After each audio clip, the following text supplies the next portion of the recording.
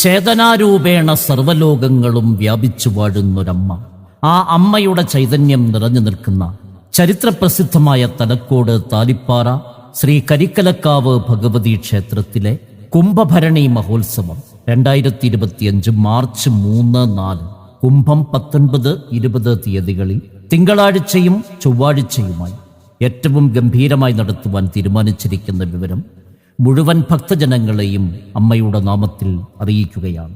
March 3 തീയതി തിങ്കളാഴ്ച താലിപ്പാറ ശ്രീ കരിക്കലക്കാവ് ഭഗവതി ക്ഷേത്രം തലക്കോട് കുംഭഭരണി ഉത്സവത്തിന് തുടക്കം കുറിക്കും.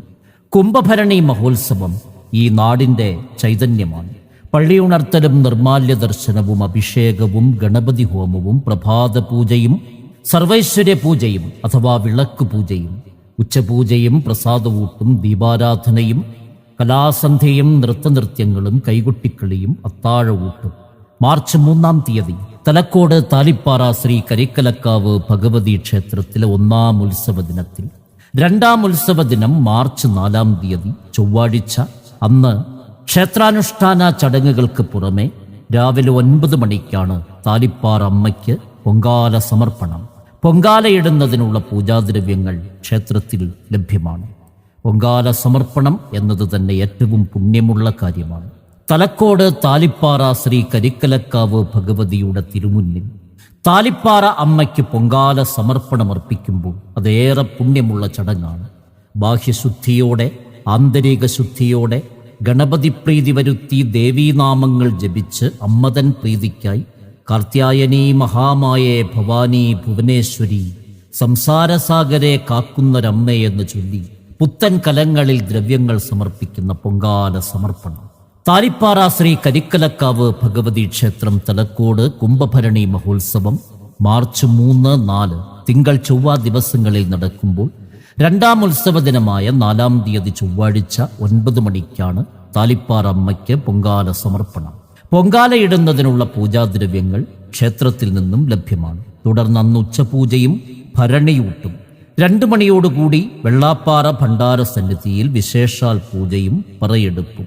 അന്ന് വൈകുന്നേരം 4 മണിക്ക് താലം, ചെണ്ട, വാദ്യമേളങ്ങൾ, ദേവനൃത്തം, കാവടി തുടങ്ങിയ നാടൻ കലാരൂപങ്ങളോടുകൂടി ക്ഷേത്രത്തിൽ നിന്നും ആരംഭിച്ച് അടിവാരം ജംഗ്ഷനിൽ എത്തിച്ചേർന്ന് അവിടെ നിന്നും തിരിച്ച് തലക്കോട് മുള്ളരിങ്ങാട് കവല ചുറ്റി ക്ഷേത്രസന്നിധിയിൽ സമാപിക്കുന്ന താലപ്പൊലി ഘോഷയാത്ര എത്തിച്ചേരുമ്പോൾ ദർശന പ്രാധാന്യമുള്ള ദീപാരാധന, തുടർന്ന് അത്താഴമൂട്ട്, 9 മണിയോടുകൂടി കളമെഴുത്തും പാട്ടും. സർവശ്രീ ശൈലേഷ് കുറുപ്പാണ് കളമെഴുത്തും പാട്ടിന് കാർമ്മികത്വം വഹിക്കുന്നത്. തുടർന്ന് ദേശഗുരുതി അഥവാ വലിയ ഗുരുതി. അതിനുശേഷം രാത്രി 11 മണിക്ക് നാടൻ പാട്ടിൻ്റെ പുത്തൻ അവതരണ ശൈലിയുമായി സിനിമാ പിന്നണി ഗായകൻ ശരത്ചന്ദ്രൻ, കോമഡി ഉത്സവം ഫെയിം മണിരാജ് മണ്ണാർക്കാട്, നിരവധി സ്റ്റേജ് പ്രോഗ്രാമിലൂടെ ശ്രദ്ധേയനായ പ്രശാന്ത് മണ്ണാർക്കാട് എന്നിവർ ചേർന്ന് അണിയിച്ചൊരുക്കുന്ന നിഴൽ ദ ഫോക്ക് ബാൻഡിൻ്റെ നാടൻ പാട്ട് ദൃശ്യാവിഷ്കാരം.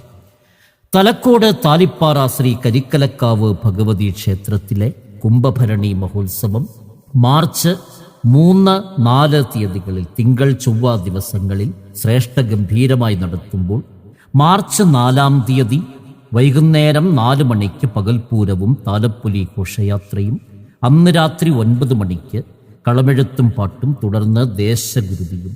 ദാരികാസുര നിഗ്രഹത്തിനായി അവതരിച്ച ശ്രീഭദ്രകാളിയെ 41 ദിവസം വ്രതനിഷ്ഠയോടെ ഭജിച്ച ഭൂതഗണങ്ങൾക്ക് ദേവിയുടെ സാന്നിധ്യത്തിൽ പാരമ്പര്യ അനുഷ്ഠാന വിധികളോടുകൂടി നടത്തപ്പെടുന്ന ദേശഗുരുതി അഥവാ വലിയ ഗുരുതി ഈ നാടിൻ്റെ പുണ്യം തന്നെയായി മാറി. ഈ ദേശഗുരുതി അഥവാ വലിയ ഗുരുതി നടത്തുന്നത് വഴി ഭഗവതി കുടികൊള്ളുന്ന ദേശങ്ങളിൽ ദേശവാസികളായ ഭക്തജനങ്ങൾക്ക് നന്മയും ആയുരാരോഗ്യ സമൃദ്ധിയും ഉണ്ടാകും. നാടിൻ്റെ ഐശ്വര്യത്തിനും രോഗശാന്തിക്കും സർവൈശ്വര്യത്തിനുമായിട്ടാണ് ദേശഗുരുതി നടത്തുന്നത്.